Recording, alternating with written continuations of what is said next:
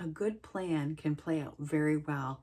Never underestimate the love that someone has as a caregiver or as a family member or as a team of that whole caregiving process, because it really comes together well when you sometimes least expect it.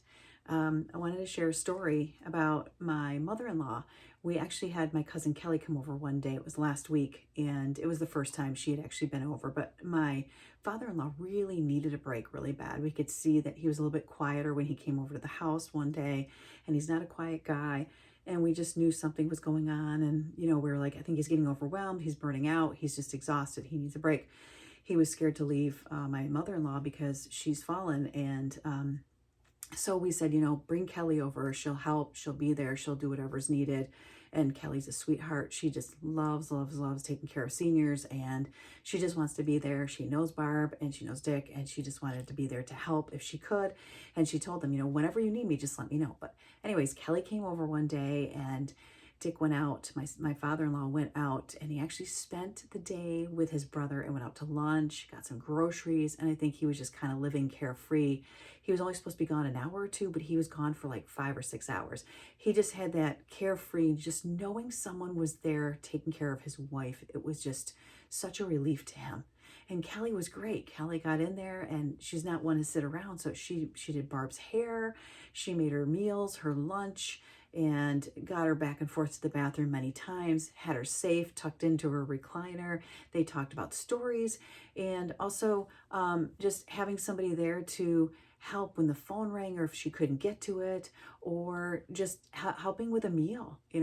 When my father-in-law came home, he had a home cooked meal in the oven, and actually he came into the kitchen and he was like, oh, you made scalloped potatoes out of the box, and he had the box in his hand, and my cousin Kelly's like, no, I made it homemade.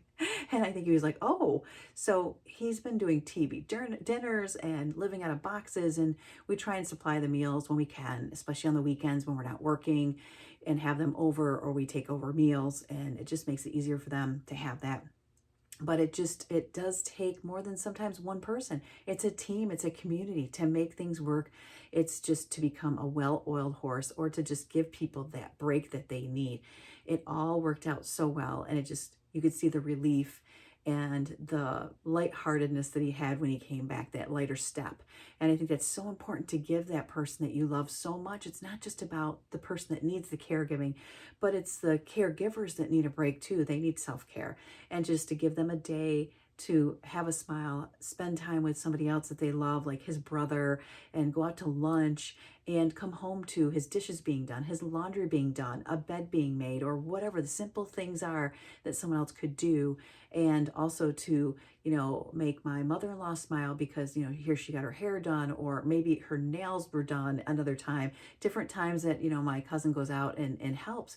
It's so important to have those moments to give the caregivers a break, because it's only going to be better caregiving in the future. People need that break. Having the right team in place just lets others work their magic. Let them work their magic and come over and help you, because it's going to be magical for you as well as the caregiver, and you're going to be able to do better next time because you had that little bit of a break. Have them work that magic so you have less worry, and so you can do more later and just have a healthier, happier life as well.